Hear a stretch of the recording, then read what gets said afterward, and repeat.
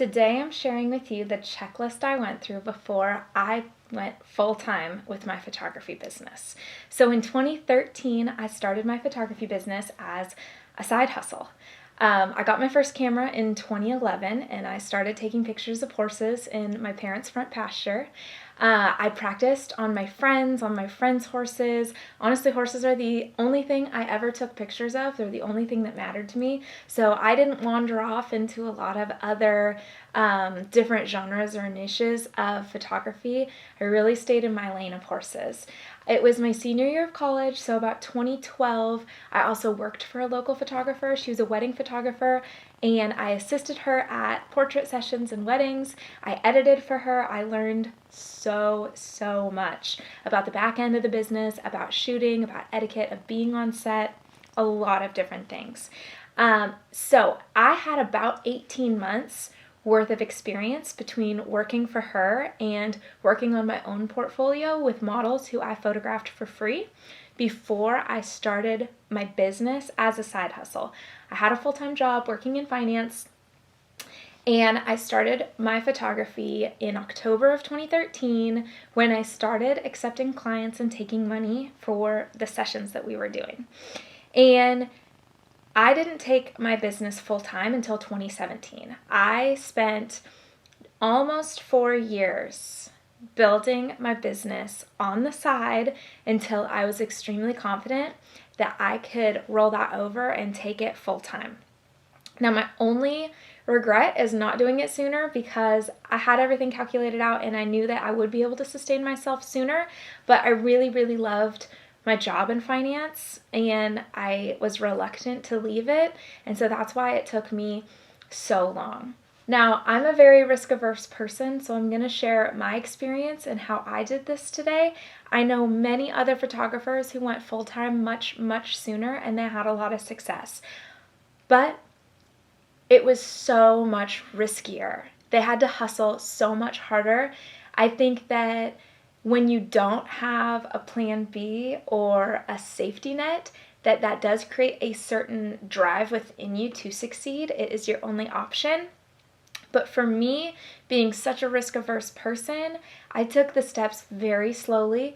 I built my business very organically. It grew at a very steady rate until I was able to replace the income I was making in my full-time job and seamlessly make the transition from one job into the next. So here's how I did it. The first thing I did was work really hard on eliminating debt. That was student loans brought into our marriage. That is any of the the cars that we had. We didn't have any credit card debt or anything like that, or medical bills.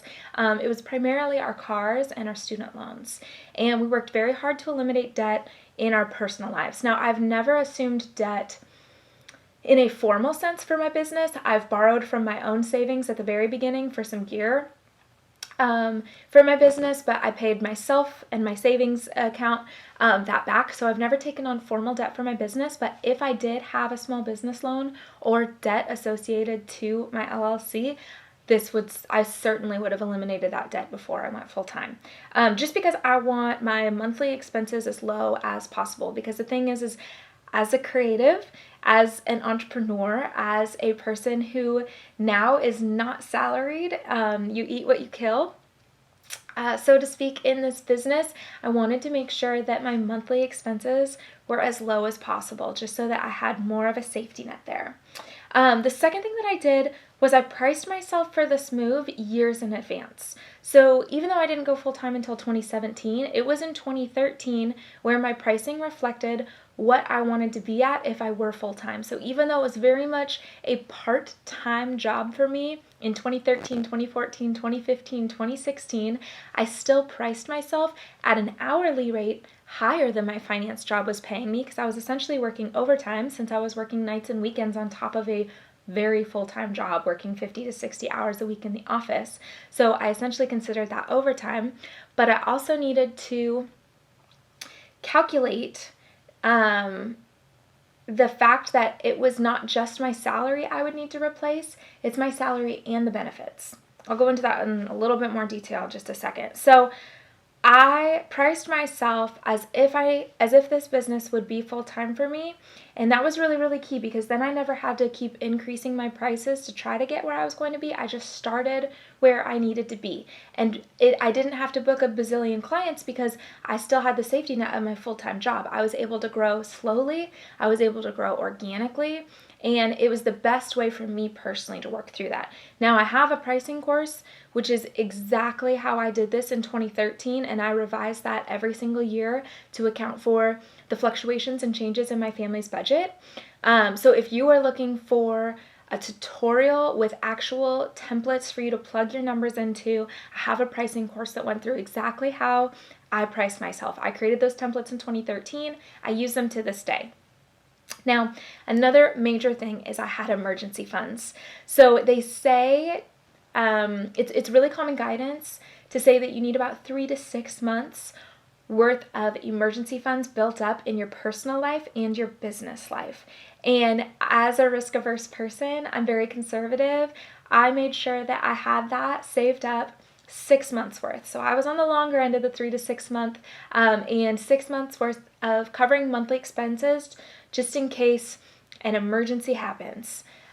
So personally, we had at least 6 months worth of savings in our savings account, and then my business had at least 6 months worth of savings in my business account. This was all done, me just stashing pennies on the side. It starts with $100, that rolls into $1,000, that rolls into $10,000, whatever the dollar amount is that you need. It's really tough to do it in big chunks. It's going to have to happen with every single session. You're very intentional about tucking money away into a savings account. If you haven't started working on an emergency fund in your personal life or your business life, I am a huge advocate that you need them in both. So I had built up my emergency fund before I went full-time, and it was fully funded. And then the fourth thing was I made sure that I was booking enough clients that I could earn the salary that I was leaving. And as I said before, it wasn't just the salary I was replacing.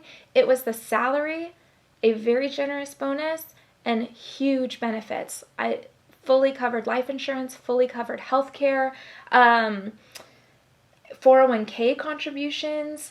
It was about $25,000 to $30,000 just worth of benefits that I was leaving at my other firm. So I needed to factor the salary I was making, the bonus that I was used to getting, and the benefits, because when you are self-employed, it is up to you to provide for all of those things.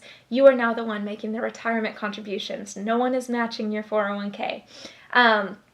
You are the one perhaps providing life insurance unless you have a spouse whose plan will cover you. There are a lot of things that you give up, a lot of great benefits that you give up in the corporate world when you go and be an entrepreneur, and you just need to make sure that you're taking all of that into account so that your pricing can match seamlessly and you can step from one into the other. So it doesn't have to look the same way for you. Like I said, everybody's story is going to be a little bit different, but I've had enough requests that I always hope this is helpful to hear my story and how I went from part-time to full-time.